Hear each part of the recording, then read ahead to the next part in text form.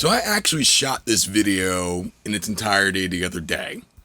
I spent like an hour, hour and a half just listening to each of the tracks one at a time and just kind of talking my way through the songs as far as my thoughts and reactions to each of the tracks as I was hearing them. But that gradually fell apart. And so I felt the need to take a step back, do it over again, and really kind of like solidify my thoughts as far as the album in its entirety. It was basically like that promo that Fall Out Boy did a while back, where it was like the show Drunk History and Brandon Urie was doing it and talking about the upbringing origin story of Fall Out Boy. And it kind of went from being hilarious to kind of just like collectively everyone's thinking, when's he gonna throw up and is it gonna be on camera?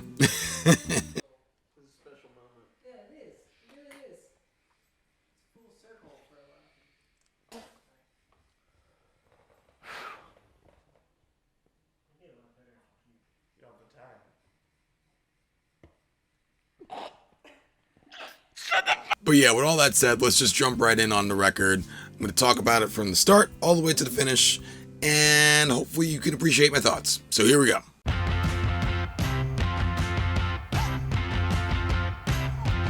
This song is my favorite of all the songs on the record, like hands down, because it truly encapsulates all the best attributes that this album has to offer.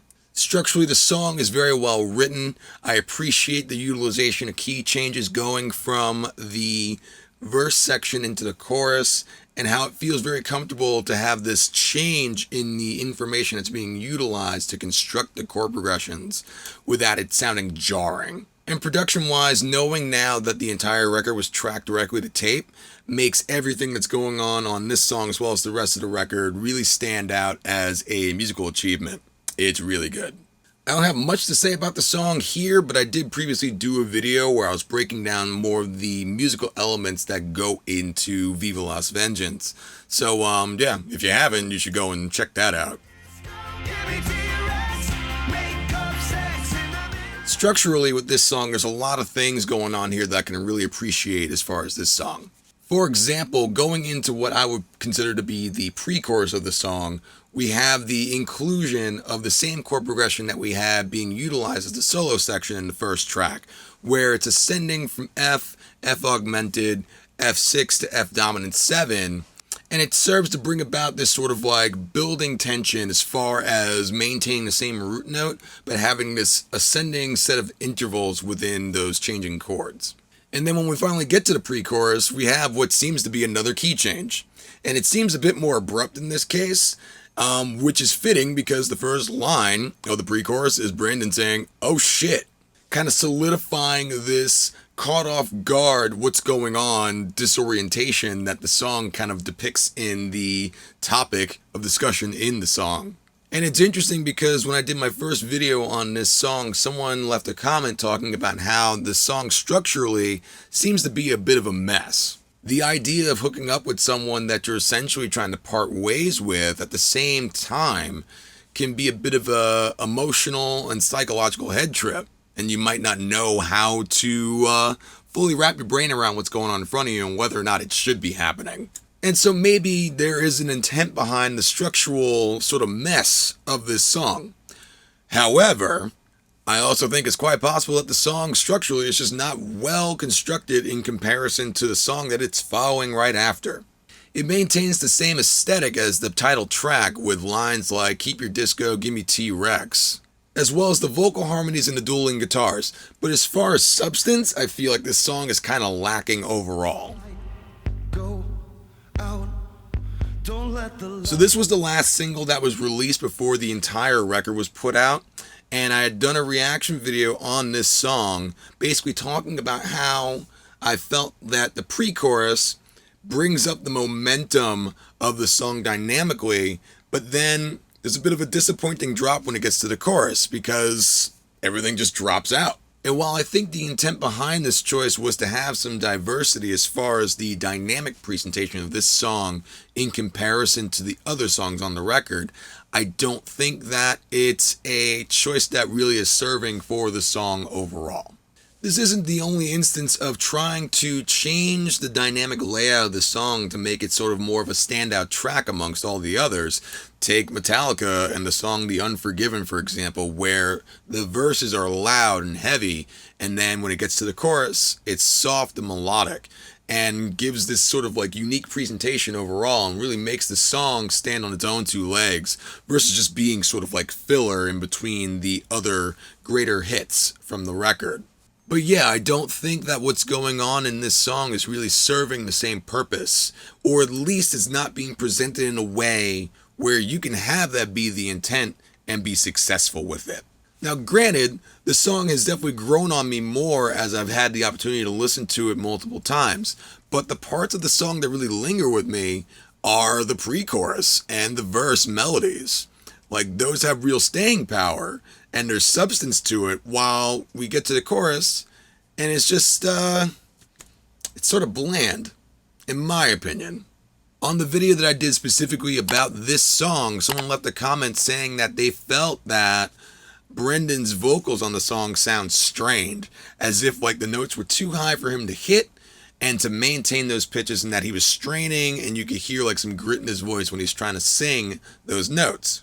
But I'd argue that that's not necessarily what's happening, or that it's even that bad of a thing. In fact, I think that his vocal performance is bringing about a lot of desperation and longing that the song's overall mood really calls for. I also think that many of us are just used to hearing music that's like overproduced, super compressed, pitch corrected to the point where what you're hearing is essentially a musical version of an uncanny valley.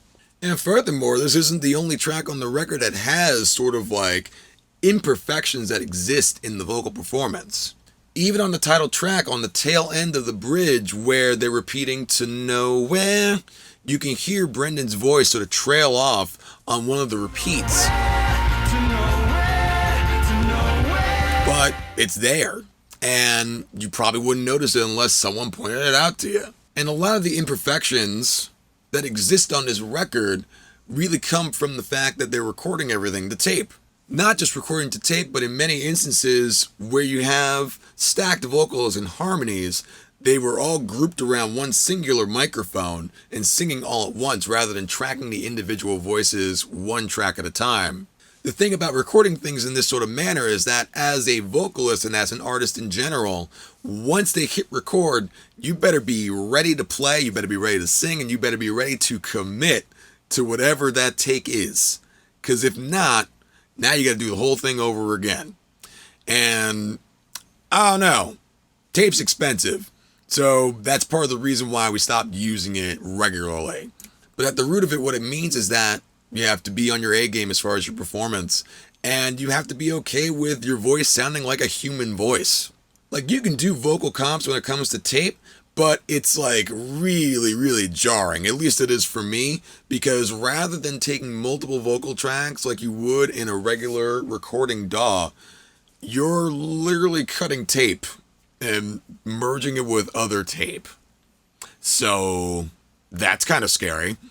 But those imperfections and the dings and dents that exist on this song and the rest of the album as a whole, I think give it its unique charm. And it's something that perhaps people are just not used to. And so it seems like unfamiliar territory and perhaps is considered to be wrong. But no, I disagree. I think it contributes positively to the overall presentation of the record. And Brendan can still sing, so there's no question about that. There's also instances when it comes to a recording environment that some people will have the opinion that your first take is your best take. And they'll want you to just do the best you can that first time out and then just commit to that. Because everything afterward, you're going to have the mindset of trying to correct everything that you felt like it was a flaw when you first tried it.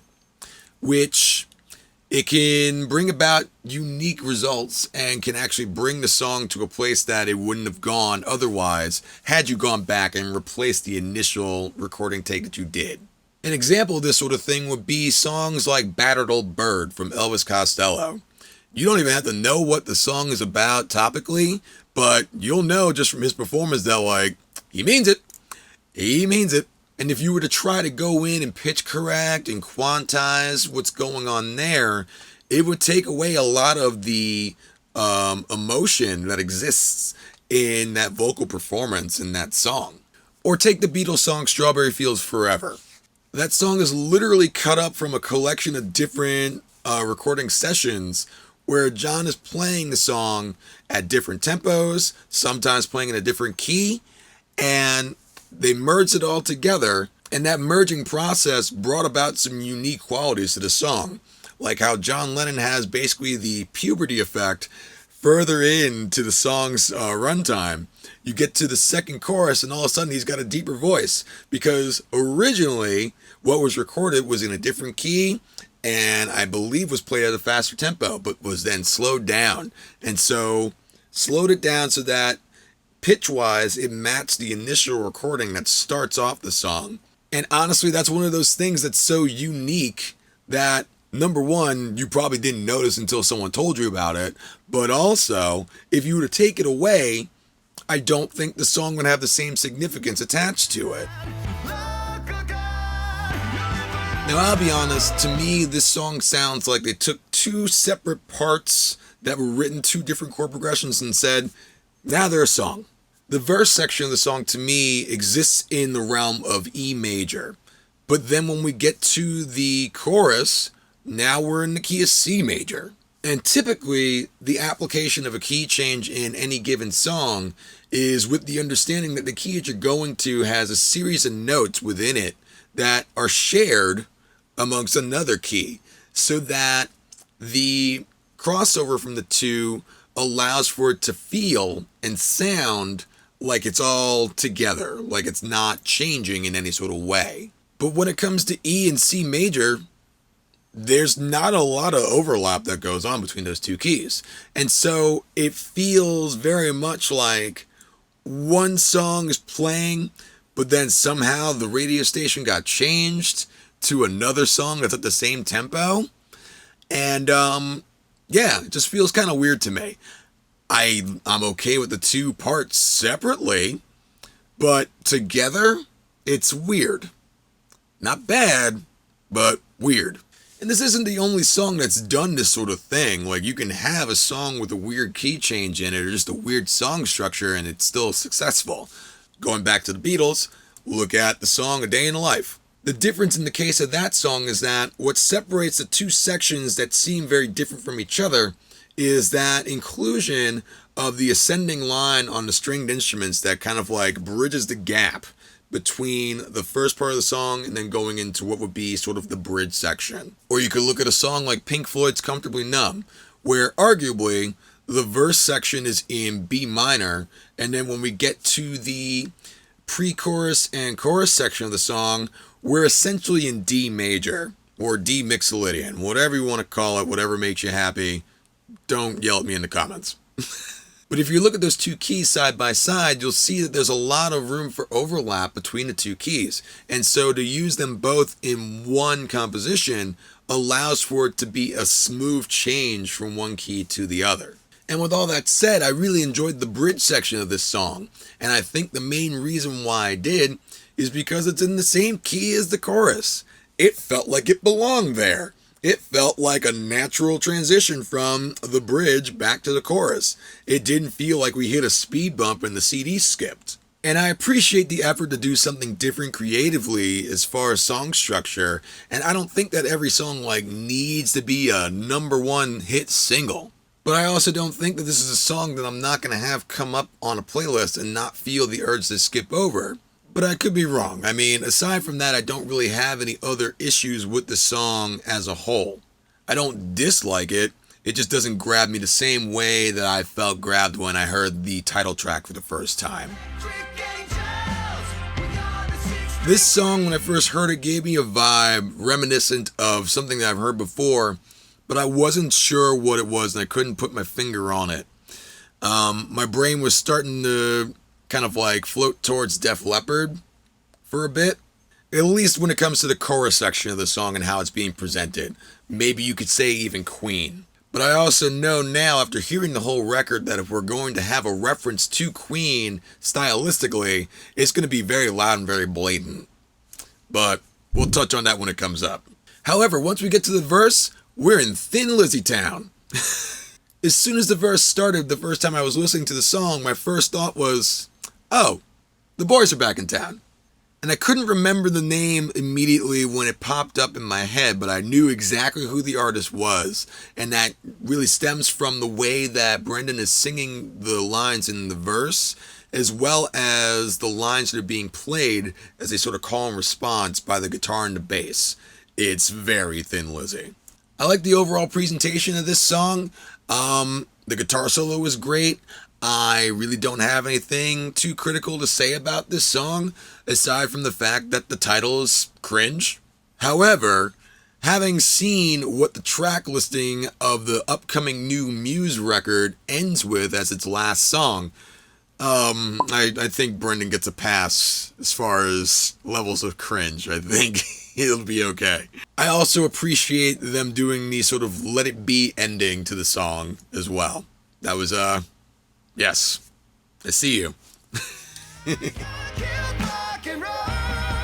So when I first read this title, it reminded me of a bootleg copy of a live recording of System of a Down when they were touring in support of their record Hypnotize. And right before they play their song called Kill Rock and Roll, Darren Malakian, the guitarist, comes out and gives this sort of anecdotal story about how he had a conversation with God, and God told him in a sort of like Summer of Sam way that he's got to go out and kill rock and roll. This doesn't have anything to do with the song. It just popped in my head, so thought I'd share. But speak of trying to sound like Queen. Jokes aside, the vocal layers in the intro are beautiful, and especially knowing now the approach they took to recording them, to get everything sounding the way that they did in the execution of it, having to be as flawless as it was, beautiful. I have no notes. It's beautiful and full sounding, and it sounds as though they got Brian May to actually play guitar on this song as well. I don't think they did, but as far as nailing his sound, nicely done. I also appreciate that the piano in this song is being played in the manner that's, rather than just caring about the chords and the progression itself, is actually complementing the vocal lines as well. And this song also includes, you guessed it, a key change. Starting off in what could be considered G sharp major, and then moving over with a tempo change to what I would consider to be F minor. You could also consider this to still be in the key of G sharp major, with the F minor being a borrowed chord, but I'll leave that up for you to decide for yourself. With all that said, the song's different parts all seem to be sitting together very comfortably. And then when we get to the chorus, my first thought was, that Kiss song called God Gave Rock and Roll to You. I don't know. Maybe Brendan's never heard it before. But yeah, overall, this song's a fun one. It's a bit of an adventure, but it's an adventure that I appreciate having been taken on. This track to me seems like the most sort of Panic-esque sounding song, in the sense that it has a familiar vibe that we've heard on previous albums. To me, it sounds like a song that could have been on Vices and Virtues, which is not a bad thing. That's one of my favorite records, probably second favorite only to Pretty Odd. Yes, Pretty Odd is my favorite record. Leave me alone. It's got an energy that doesn't seem to be captured the same way on the other songs that we've heard up to this point. And musically, it seems like this song in particular is a real comfort zone for Brendan to perform over. I also appreciate at the tail end of the chorus where it's essentially a unison amongst all the instruments and the vocals, kind of bouncing through the intervals in the C sharp minor scale. And also the bridge just being different dynamically with its sort of laid-back dream sequence qualities. A lot of the attributes that exist on this record overall definitely remind me of things that exist on like the soundtrack to something like Grease. And so as far as the bridge in this song, I would consider it to be sort of like the Beauty School Dropout portion of the record. And yeah, I like the song. It's good. I dig it. To me, this could be a song that could be performed by a band like Jet or The Darkness or some other band within that same musical vein. Or at least that's what I interpreted it as initially when I first started listening to it. Around 42 seconds in, though, my impression changed from those bands to artists like Prince or Jack White, which All of these suggested artists are not bad, and I wouldn't be upset if I was compared to them. The song itself manages to maintain the structure of a straightforward rock and roll tune, which I don't see as a bad thing in the context of the rest of the record, especially at this sort of like middle towards the end point, to have something that is not as big of a production compared to everything else that we've heard so far. I also appreciate that the song starts off with a flub in the beginning that helps maintain a sort of human quality to the song. So this song brought me back to that sort of Grease vibe that I was feeling previously. In this case, I'm thinking of a song like Sandy. But then almost immediately we get yanked into the direction of something like Bill God and Then We'll Talk sort of territory, with the whole people say tempo change tag that's implemented. I think it's a useful dynamic shift that allows the listener to stay engaged and to keep the song overall from not sounding too much like Frankie Valli's Sherry Baby. Now, it's also worth noting that that phrase at the tail end of the chorus is not just there to make the chorus of the song seem pretty odd. I'm sorry. But it's also serving as foreshadowing for what the bridge section would become later on. Which, given that that section isn't really doing much to contribute to the song's overall presentation, I don't know if I'd really consider it to be a bridge, but I think it serves to make these two conflicting different tempos sit together in the same environment very comfortably. And I guess if anything, I wish that same amount of attention that's being given to that here would have been given to the key changes and stuff that existed in the previous songs up to this point.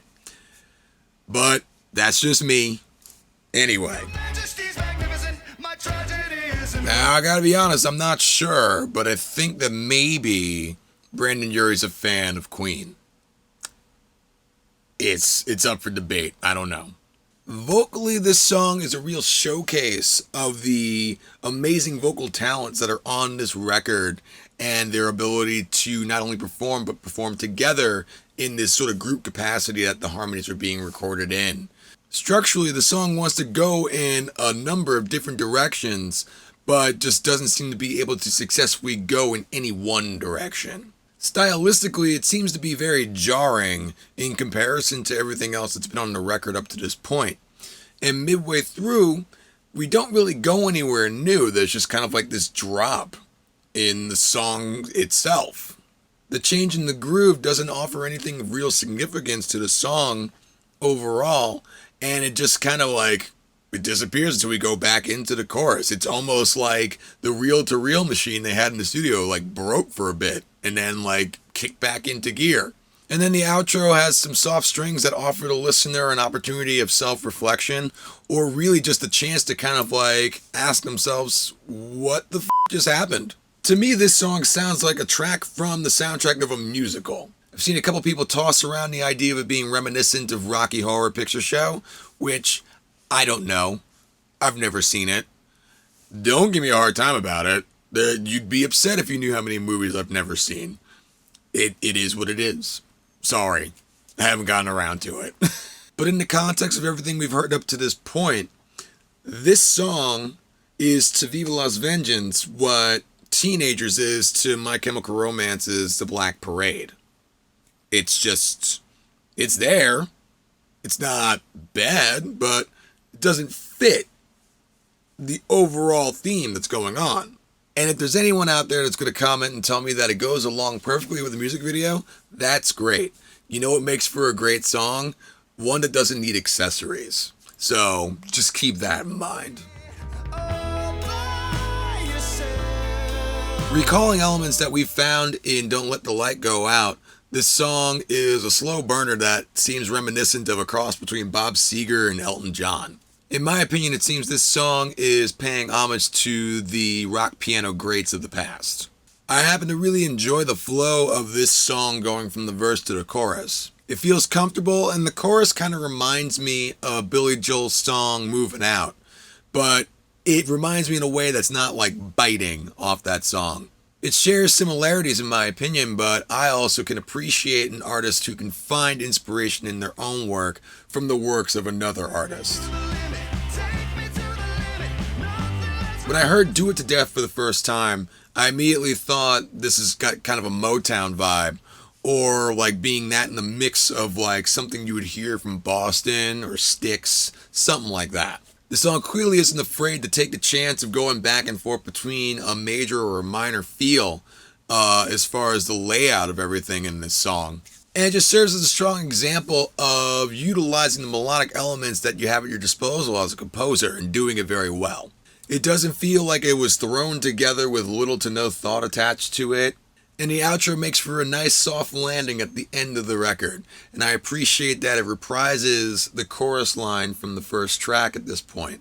And interestingly enough, I realized while listening to this song that the first audio snippet that I had heard in the promos in support of this record was actually the tail end of this song. And so when that popped into my brain and triggered that thought to come back to the forefront, it kind of made the album feel like it was all coming back full circle.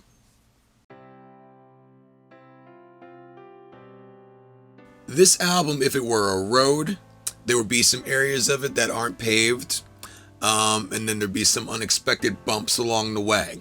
That being said, overall, I enjoyed the ride along this road. There was some cool scenery along the way and some enjoyable twists and turns as well that allowed me to feel okay with traveling this road all the way to the end. And that might seem a bit cheesy, but I think it goes along with the overall aesthetic of this record. It's got some cheese on it, but it's still good.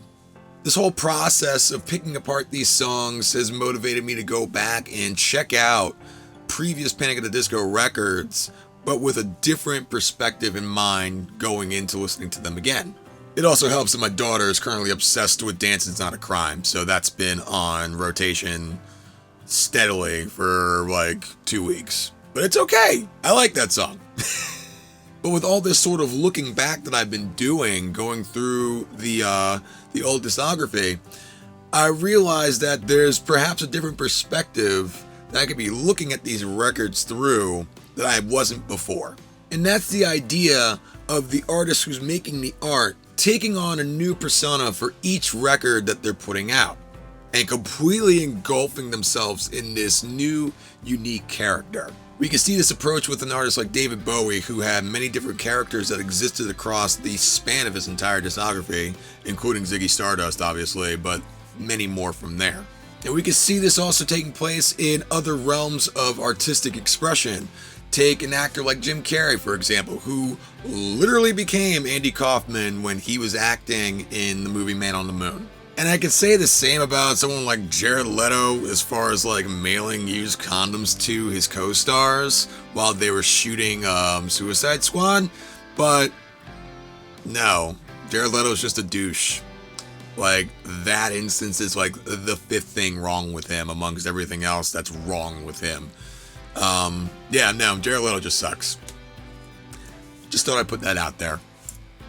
But anyway, as far as like ratings and stuff like that, I'm not like really keen on like giving a numerical value to my experience with a record. The most I can say is that overall, I really enjoyed listening to it, and I can't consider the bumps in the road significant enough to say that the record is bad.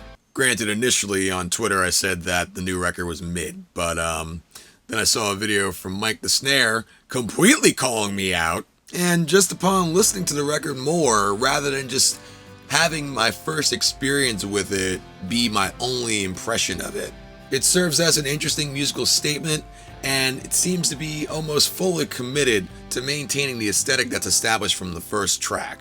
And just in general, these songs seem to really be growing on me the more that I listen to it.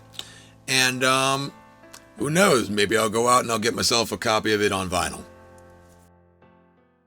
So there it is. There you have it. Those are my thoughts on Viva Las Vengeance. Hopefully you found this to be enjoyable. If you didn't, I'm not sorry. Love to hear your thoughts in the comments either way. And if you like what I'm doing here and you haven't done it already, be sure to hit that like and subscribe button because, it helps me and doesn't cost you anything. So, help a brother out. And if you would like to do more than just liking and subscribing as far as supporting the channel, I'll have a link down below in the description for my Patreon, and you can check out what perks are available over there. But yeah, that's all I got for you guys for today. I'm going to try to put out some more videos on a more frequent basis soon. So stick around for that. And I appreciate your time. Stay well. Keep playing. Peace.